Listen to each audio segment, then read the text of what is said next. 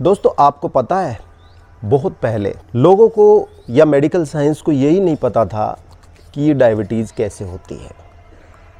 फिर 1925 में पता लगा कि एक हार्मोन होता है इंसुलिन।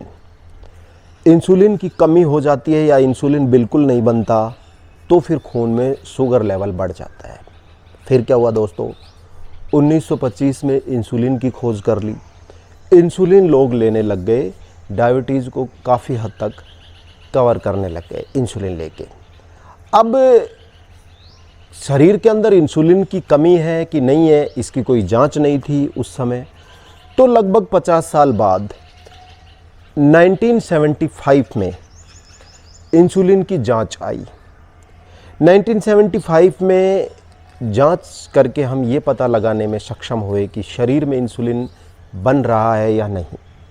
अगर शरीर में इंसुलिन प्रॉपर बन रहा है, उसके बावजूद अगर शुगर बढ़ रही है यानी कि शुगर का मैनेजमेंट ठीक नहीं है, तो फिर सिद्धांत आया इंसुलिन रेजिस्टेंस का।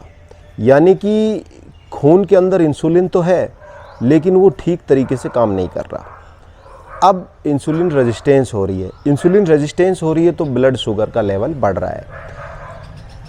तब जाके ये कंफर्म हुआ कि टाइप 2 डायबिटीज़ में इंसुलिन रेजिस्टेंस को ठीक करके ना और हम हमारी शुगर को ठीक कर सकते हैं। तो दोस्तों बड़ा सिंपल मेथड है। इंसुलिन रेजिस्टेंस आप बिल्कुल आसानी से ठीक कर सकते हैं, रिवर्स कर सकते हैं अगर वक्त रहते आपको पता लग जाए।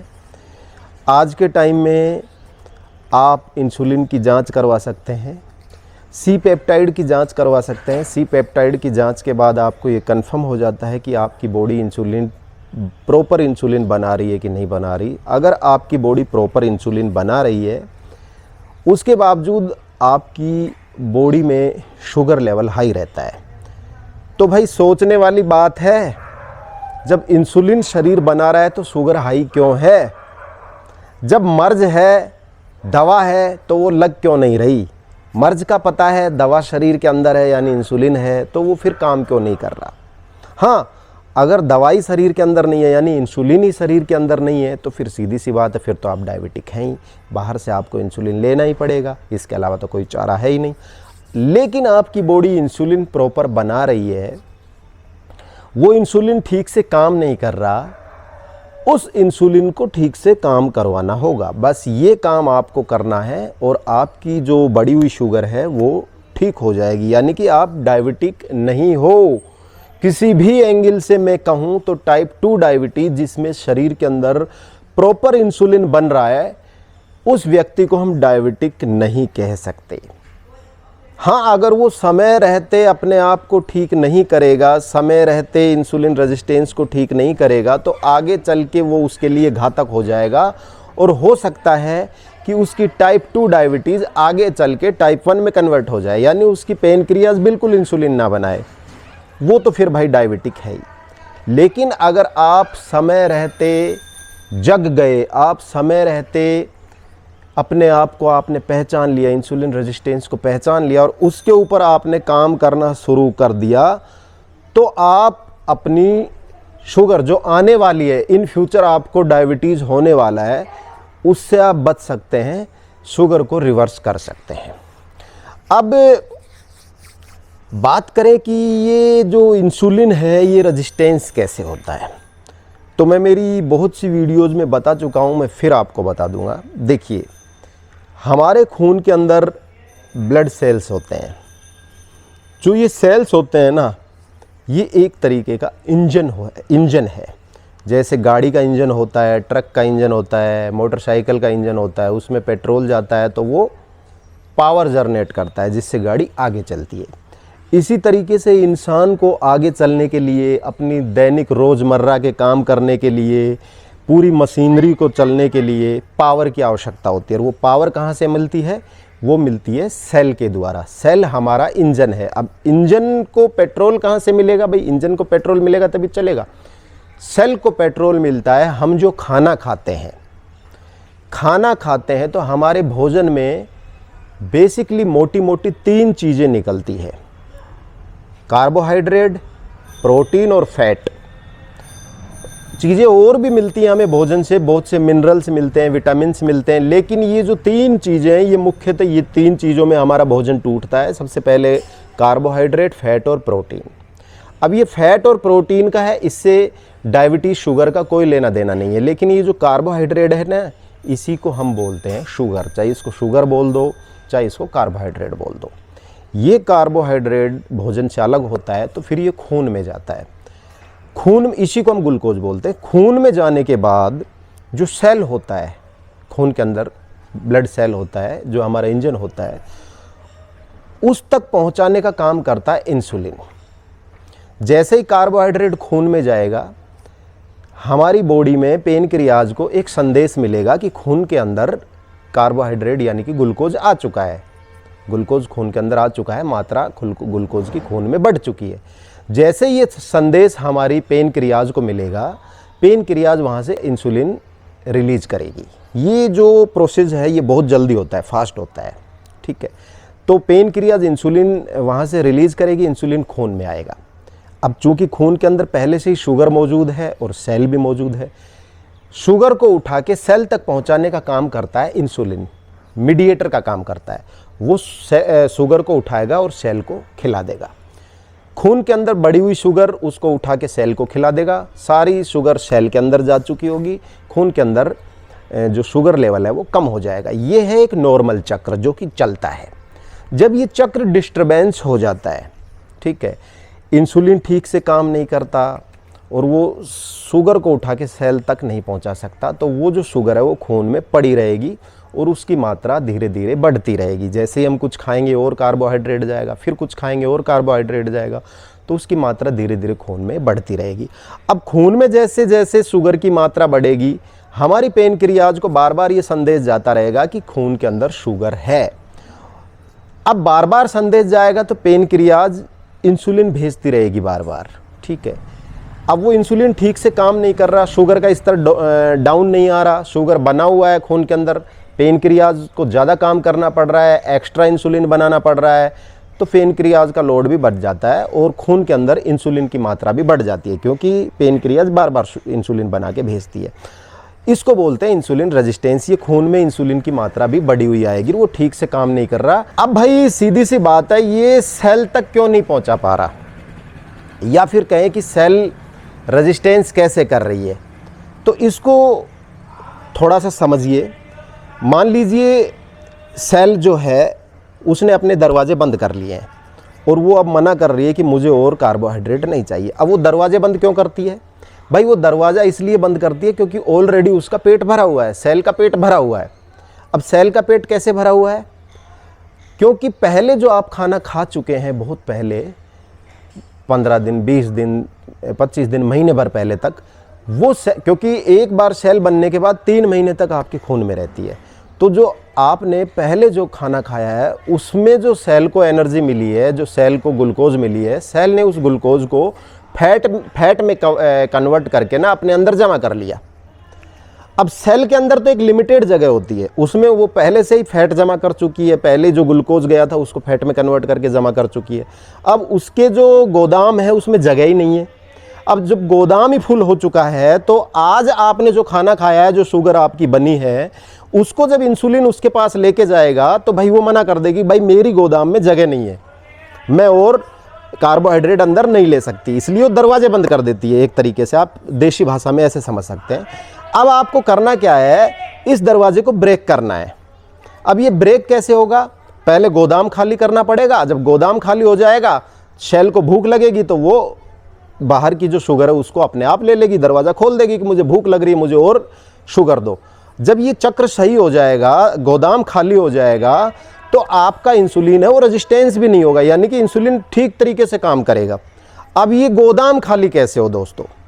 गोदाम खाली होगा प्रॉपर एक्सरसाइज करके, कार्बोहाइड्रेट कंटेंट अपने खाने से कम करके, यानी कुछ समय तक आपको कार्बोहाइड्रेट कम लेना है खाने में, ताकि जो ऑलरेडी शुगर सेल के पास कार्बोहाइड्रेट है, जो उसने फैट बना के रखा हुआ है, उसको वो यूज कर सके। और आपको भी पता है, एक सेल बनने के बाद जो दूसरी सेल बनती है, एक सेल खून में 3 महीने तक रहती है, 3 महीने बाद सेल चेंज होती है, नई सेल आती है। तो आपको कम से कम 3 महीने तक कार्बोहाइड्रेट कंटेंट बिल्कुल कम करने पड़ेंगे। मैं तो कह रहा हूँ बिल्कुल बंद कर दीजिए 3 मंथ या 4 मंथ तक। आपको कार्बोहाइड्रेट कंटेंट कम करके अपने खाने में चेंजेज करके आप अपनी शुगर को रिवर्स कर सकते हैं। आपको दवाइयाँ लेने की ज़रूरत नहीं है। आप डॉक्टर के पास जाएंगे, डेफिनेटली वो आपकी दवा शुरू कर देंगे, क्योंकि वो आपका खून चेक करेंगे, खून में शुगर बढ़ा हुआ आएगा, वो आपको डायबिटिक घोषित कर देंगे और आपकी दवाइयाँ शुरू कर देंगे। सबसे पहली दवाई मेटफॉर्मिन, जो आप भी जानते हैं मैं भी जानता हूँ, शुरुआत उसी से होती है।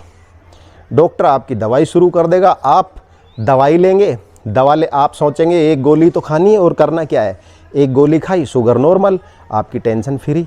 नहीं, एक्चुअली में ये मेटफॉर्मिन काम क्या करती है, या फिर शुगर की जितनी भी दवाइयाँ होती हैं वो काम क्या करती हैं वो मैं बता देता हूँ।